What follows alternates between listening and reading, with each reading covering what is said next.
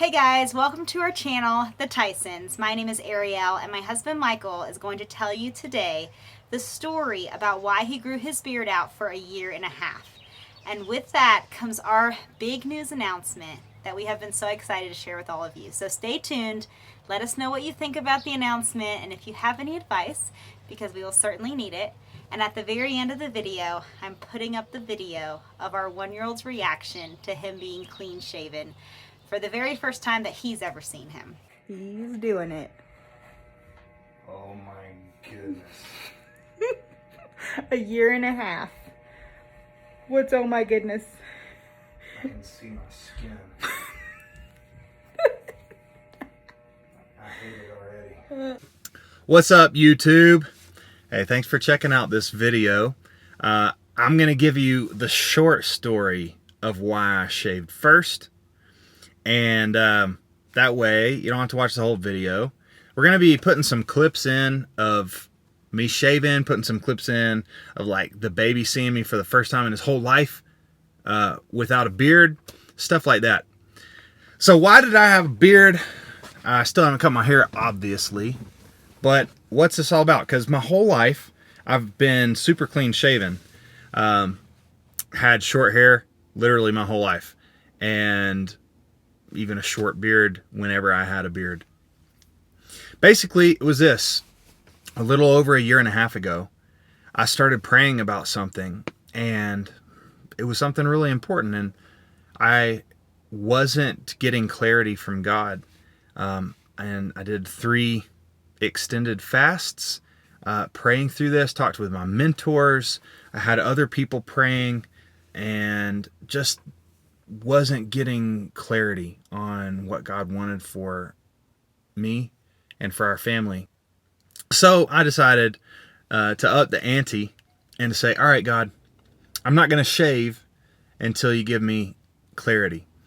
And so I thought it'd be a few more months. Turns out it was a little over a year and a half I didn't shave. And so I got clarity, and that's why I shaved. So if you want to stick around and hear the details, I'm going to tell the details. You can fast forward to the end of the video and see our baby seeing my face for the first time in his life. Crazy. So here's the details. When I started praying about this, what I was praying about was if God still wanted me to serve at the church that I'm at, the church that we started here in Bozeman, Montana. I was really struggling with that because I'm passionate about our church. I'm passionate about our city. And we weren't sure if God still wanted us to serve in this place. But ministry to me isn't a job. Although it is my job, it's not a job in the sense that I just am trying to climb a ladder to get more influence, to get more people, to get more money. None of those things influence me towards a job. Now, I have preferences on those things for sure, but I wasn't looking for a job. I was looking for God's next call for our family. And so I made another deal with God on top of the beard. I said, all right, God, I'm not going to send my resume out. I'm committed to Bedrock Church here in Bozeman for as long as you want me here, until I die or you call me away. But I was just sensing that he was moving our hearts somewhere else. But I didn't know where, and I was really struggling. Just to say this is the hardest decision I've ever had to make, to leave the church that we're at. And so I think I forgot what he looked like.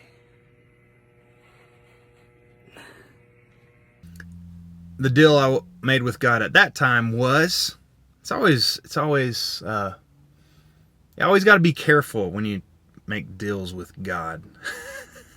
You might be surprised. I said, God, I'm just so conflicted and even confused. I'm not going to send my resume out. So if you want us to go somewhere else, you're going to have to send those people to contact me, that church to contact me. And a few months into praying that, a day in February 2020, I got a phone call about 9 o'clock in the morning from one of my mentors, Pastor Dave. Love him so much. He's, I just make a side note right here. Every single person needs a mentor in their life, and more than one. There's seasons in your life when you need somebody, and I've trusted that God would bring those people into my life, and I've pursued them and put myself around them. And that's another thing. Don't you ever expect your mentor or that person who's supposed to be your mentor to just come and serve you. And what I mean by that is to like give you all their time and go out of their way for you. You go out of your way to put yourself around them. If you know where they're going to be, you ask, hey, can I just come be a fly on the wall? Can I go on that trip with you? Can I help serve you in any kind of a way? Anyway, that's a little side note. But Pastor Dave and his wife, Kelly, I love them. And they love me and Ariel, and I know they do, and they love our family. He called, said, Michael, I don't know if this is what God wants, but just want to ask you to be praying about the possibility of you coming on staff here. And I was like, okay, I'll definitely be praying about it. I already have been. I didn't know specifically necessarily, but definitely. I get off the phone with him, and an hour later I get a call from my dad, who is a pastor in Tennessee. And it's a very, very different church, a very, very different community, different opportunity. He said, Michael, I don't know if God's in it. Just quote, he said the same thing. But I was calling to ask you if you'd be willing to pray about you coming and becoming the pastor of our church, and I will become your senior associate pastor. And so, first of all, I was just unbelievably humbled. I love my dad, and imagining working with my dad, and then the fact that my dad respected me or thought enough about me that he wanted me to be his pastor. That blew me away. But we didn't think that was an option. We really didn't. The next morning, I got another call from a friend from college who asked me to send my resume to his church. And these people did not know what I'd been praying about. A couple of them knew, my dad and Pastor Dave knew that I had been struggling with something, but they didn't know necessarily exactly what that was. And so God just led these people. And now I've been praying, okay, God, you're going to have to send the church my way. And now I've got 3 options. And I'm like, oh, sweet. I still have to make a choice. I actually accepted the job in Olympia, Washington, the next month. And we were so excited about going there. Definitely very sad about leaving Bozeman. Like 3 or 4 days after I accepted that job, quarantine hit for COVID. And that didn't deter us at all. If you remember, Washington was like one of the first hotbeds. We weren't worried about it. The church wasn't worried about it. They still wanted us to come. We wanted to go. We felt like that's what God wanted. We pursued it. And the Holy Spirit just wouldn't let us go. And I say this all the time to my church. Sometimes God needs you to say yes to one thing to get you to say yes to the thing He wanted you to say yes to all along.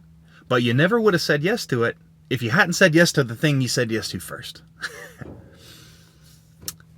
And through that process, God began to change Ariel's heart, began to change my heart about going to Tennessee. And we prayed about it, and then we started a conversation with my dad. And then in October, we started a conversation with the leadership in that church in Tennessee. Just recently went and accepted that job in Tennessee. So even after I accepted that job, I was still struggling with, like, I knew that I had obeyed what God wanted me to do up until that point, but I was still struggling. I was still having a hard time. Very emotional and confused, and I'm not a confused or emotional person usually. And so just this weird place. Yeah. see. Daddy. Hey, buddy. What do you think? Did it take you a minute to realize who I was? Yeah. He's like, yeah. And the hardest part about all of this process was telling our leadership team at our church. That was so hard. I love those people. What God's done through those people has been amazing. And they're my friends. And they love our family, and we love their families. So that's why I had the beard. I looked like I was going through a wilderness because spiritually I was wandering. I was just in the wilderness with God, just me and Him spiritually. Can't believe. I don't know. You want me to keep it? No. You sure? Yeah. Well, we can keep living our lives in limbo if I keep it. No thanks. We'll just be nomads forever. Okay. Hold on. Hold on. Hold on. I'm gonna get on. I want to give you one more kiss with the beard. I don't want to accidentally cut my locks off.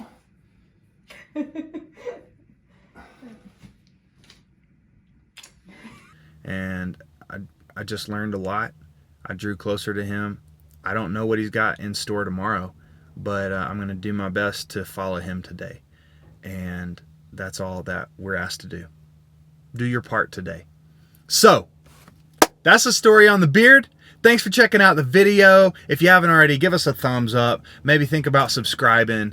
We're just really enjoying this social media stuff. We've got such a busy life, but we love trying to connect with you guys and sharing a little bit of our exciting life with you, our very full, blessed life. I hope you have a blessed day. Check out our baby's reaction, and we'll see you on the next video. Boo.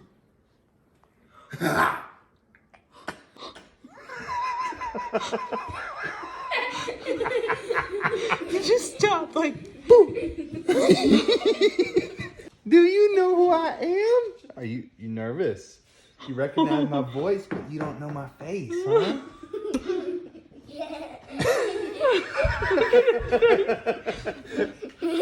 I just shaved. I shaved my beard off. He is not going any closer. It's me. I love you. It's me, your daddy. Yeah, that's what the beard is. It looks a lot I different. just shaved my beard off. You do look But you've never seen me without a beard. Like you're not sure what to think, huh? And it looks kind of like a different person. There we go. There we go.